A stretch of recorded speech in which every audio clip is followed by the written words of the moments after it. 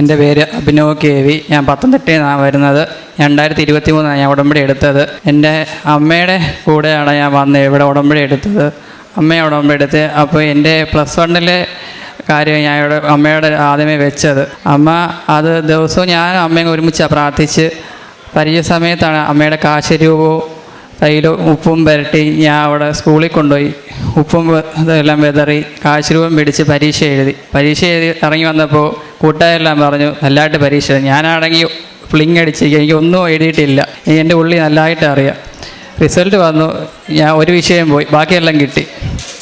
എനിക്ക് ഉടമ്പടി എടുക്കണമെന്നുണ്ട്. ആ സമയത്ത് ഏജ് അല്ലായിരുന്നു എനിക്ക്. ഞാൻ 18 വയസ്സായി ഇവിടെ വന്ന് ഉടമ്പടി എടുത്ത് ഞാൻ അച്ഛൻ്റെ വന്ന് എൻ്റെ ഹോൾ ടിക്കറ്റ് കൊടുത്തു, പ്രാർത്ഥിച്ചു, പരീക്ഷയ്ക്ക് പോയി.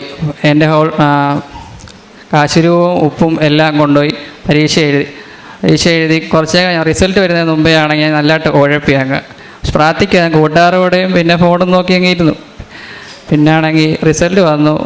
എൻ്റെ 2 വിഷയം പോയി. ഞാൻ അന്നത്തെ ദിവസം എൻ്റെ ചങ്ക് പൊട്ടി കരഞ്ഞ്. എൻ്റെ അമ്മ പോലും കണ്ടിട്ടില്ല. അമ്മ പോലും പേടിച്ചു പോയി. ഏതെങ്കിലും ചെയ്യുമോ പോലും പേടിച്ചു പോയി. എൻ്റെ കൂട്ടുകാരോട് ഞാൻ ചോദിച്ചു ഇനിയും എന്നാ ഞാൻ ചോദിച്ചു. അത് പറഞ്ഞു താമസിച്ചേ വരുത്തുള്ളൂ എന്ന് പറഞ്ഞു. അന്ന് ഞാൻ കരഞ്ഞ് എൻ്റെ വീട്ടിൽ പോയി. അച്ഛനോടും ഞാൻ ഒന്നും പറഞ്ഞില്ല. ഞങ്ങളുടെ അച്ഛനമ്മ ഡിവോഴ്സാണ്. ഞാൻ അച്ഛൻ്റെ വീട്ടിൽ പോയി. അച്ഛൻ്റെ വീട്ടിൽ പോകുന്ന വഴിയെല്ലാം ഞാൻ ആകാശം നോക്കി ഞാൻ ഇവിടെ ഒരു സാക്ഷ്യം കേട്ടിട്ടുണ്ട്. ഞാൻ ഇവിടെ ഒരു ക്യാപ്റ്റൻ ആകാശം നോക്കി യേശുവിനോട്. ഞാൻ ദിവസവും അങ്ങനെ ആ സാക്ഷ്യം കേട്ടതുകൊണ്ട് പിറ്റേ ദിവസം കൊണ്ട് ഞാൻ യേശുവിനോട് സംസാരിക്കും ഒരു നല്ല ഫ്രണ്ടിനെ പോലെ. പോകുന്ന വരെയെല്ലാം കരഞ്ഞ് യേശുദേവ എന്തോ ഇതിങ്ങനെ ആയി എന്നൊക്കെ വെച്ച് ഭയങ്കര കരച്ച്. പിറ്റേ ദിവസം രാവിലെ എൻ്റെ അമ്മ 3 വട്ടം എന്നെ ഫോൺ വിളിച്ചു. മോനെ ഇതാടാ നിങ്ങൾക്ക് ഉണ്ട്, അടുത്ത് തന്നെ ഉണ്ടെന്ന് പറഞ്ഞു. അപ്പോഴാണെങ്കിൽ എൻ്റെ ഉടമ്പടി പുതുക്കാനുമായി. ഇവിടെ വന്ന് ഞാൻ ഓർത്തു ഉഴപ്പിക്കൊണ്ട് എനിക്ക് ഇവിടെ മാതാവിനെ തൊടാൻ പോലും പറ്റത്തില്ല. ഏറ്റവും പുറകെ നിൽക്കത്തുള്ള ഓർത്തു.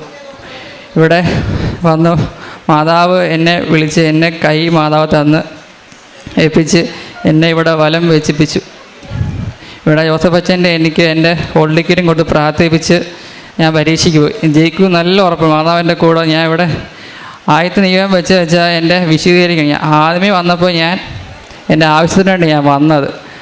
പിന്നെ എനിക്ക് യേശുദേവൻ മനസ്സിലായി ആവശ്യമല്ല, യേശുദേവനോട് അടുക്കണമെന്ന് എൻ്റെ മനസ്സിൽ നല്ലതായിട്ട് മനസ്സിലാക്കി തന്നു. പരീക്ഷയ്ക്ക് പോയി. ഉപ്പും കാശുരൂപം എല്ലാം കൊണ്ടുപോയി. ഉപ്പ് ഞാൻ വിശ്വാസപ്രകാരം ചൊല്ലി അവിടെ ഒരു ചെടിയുണ്ട്, ചെടിക്കകത്ത് ഇട്ടു. ഞാൻ പ്രാർത്ഥിച്ചു മാതാവ് തന്നെ വരണേന്ന് പ്രാർത്ഥിച്ചു. മാതാവ് ഒരു പച്ച ചുരിദാർ ഇട്ട് മാതാവ് അവിടെ പരീക്ഷയ്ക്ക് വന്നു. 2 പരീക്ഷയ്ക്കും ആ ടീച്ചറായിട്ട് തന്നെ വന്നു.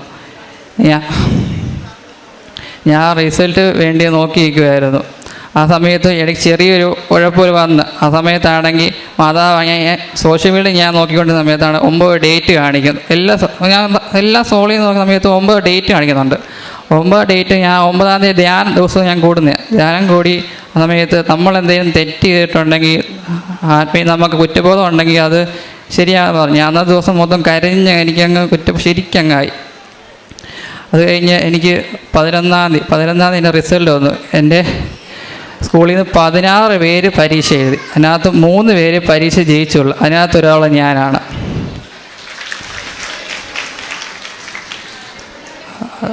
അത് കഴിഞ്ഞിട്ട്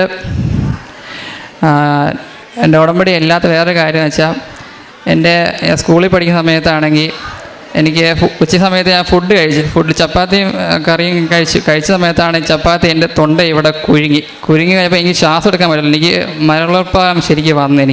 എനിക്ക് എന്തിനും പറ്റുമോ നല്ല ഉറപ്പുണ്ടായിരുന്നു. ആ സമയത്ത് ഫ്രണ്ട്സ് ആണെങ്കിൽ ഒന്നും എടുത്തില്ല. ഞാൻ എന്തോ ഉറപ്പാളം കണ്ണൊക്കെ നിറഞ്ഞ് വെള്ളം കുടിച്ചിട്ട് എനിക്കൊന്നും പറ്റുന്നില്ല. ആ സമയത്താണ് മാതാവ് ഞാൻ അവിടെ ഇരുന്നു. മാതാവ് ഓടി വന്ന് മനസ്സിലായി മോനെ കൈ പെട്ടെന്ന് ഇടുന്ന പറഞ്ഞപ്പോൾ ഛർദ്ദിച്ച് അത് കളഞ്ഞു. പിന്നെ ആണെങ്കിൽ ഈ പരീക്ഷ സമയത്താണെങ്കിൽ എനിക്ക് വീട്ടിൽ നിന്ന് ബോറടിച്ച്. ഞാൻ സമയത്താണെങ്കിൽ എൻ്റെ കൂട്ടിനടുത്ത് പോയി. അപ്പോൾ അവിടെ ക്രിക്കറ്റ് കളിച്ച് അവിടെ ഒരു മതിലുണ്ട്, വലിയ മതിൽ. അപ്പോൾ അവിടെ 2 അമ്മമാരെല്ലാം പോയി നിന്നു. അപ്പോഴാണെങ്കിൽ കുഴപ്പമൊന്നുമില്ല. ഞാൻ അവിടെ പോയി നിന്നു. ഇടിഞ്ഞു, വലിയൊരു കല്ല് വന്നു, ദേഹത്ത് വീഴാതെ മാതാവ് എന്നെ സംരക്ഷിച്ചു. പിന്നെ ആണെങ്കിൽ എൻ്റെ വീട്ടിലാണെങ്കിൽ കിണറുണ്ട്. കിണറിനാണെങ്കിൽ വെള്ളമില്ല, ഭയങ്കര ചൂടാണെന്ന് ഒട്ടും വെള്ളമില്ല. ഞാൻ വിശ്വാസം പ്രഖ്യാപിച്ച് ഞാൻ പറഞ്ഞു ദൈവമേ വെള്ളം തന്നെ പ്രാർത്ഥിച്ചു.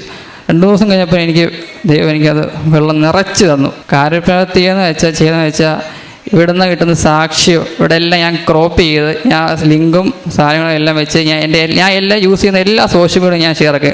എല്ലാ കൂട്ടുകാരെനിക്ക് ഞാൻ പറഞ്ഞു. ഇപ്പോൾ പത്രവും ഞാൻ പ്രാർത്ഥിച്ച് ഞാൻ തൈലം തൂത്തേ കൊടുക്കത്തുള്ളൂ, പ്രാർത്ഥിച്ച് കൊടുക്കും. ഇപ്പോൾ പത്രം തീർന്നു പോയാലും എൻ്റെ ഫോൺ എടുത്ത് ഞാൻ പറഞ്ഞു കൊടുക്കും. ആരോടായാലും ഞാൻ പറഞ്ഞു കൊടുക്കും, എത്ര ഡീറ്റെയിൽ ആയിട്ട് ഞാൻ പറഞ്ഞു കൊടുക്കും. പിന്നെ ആണെങ്കിൽ എനിക്ക് മാതാവ് എനിക്ക് സ്വപ്നത്തിൽ 2 പത്രം ദർശനം തന്നിട്ടുണ്ട്. ഒന്നാണെങ്കിൽ എൻ്റെ ഇവിടെ അമ്മയായിട്ട് വന്നപ്പോൾ എനിക്ക് ഉടമ്പെടുക്കാൻ പറ്റില്ലായിരുന്നു, ഇവിടെ കൊറോണ ടൈമായിരുന്നു. അപ്പോൾ ഞാൻ അവിടെ പോയപ്പോൾ കുറച്ച് ഭയങ്കര വിഷമമായിരുന്നു. അമ്മയോട് ഉടമ്പെടുക്കുക, എനിക്ക് ഉടമ്പടി പറ്റത്തില്ലല്ലോ. അപ്പോൾ ആണെങ്കിൽ സ്വപ്നത്തിൽ ദർശനം വന്നു, ഇന്ന ദിവസം ഉടമ്പടി സ്റ്റാർട്ട് ചെയ്യുക പറഞ്ഞു. ആ ദിവസം തന്നെ ഇവിടെ ഉടമ്പടി സ്റ്റാർട്ട് ചെയ്തു.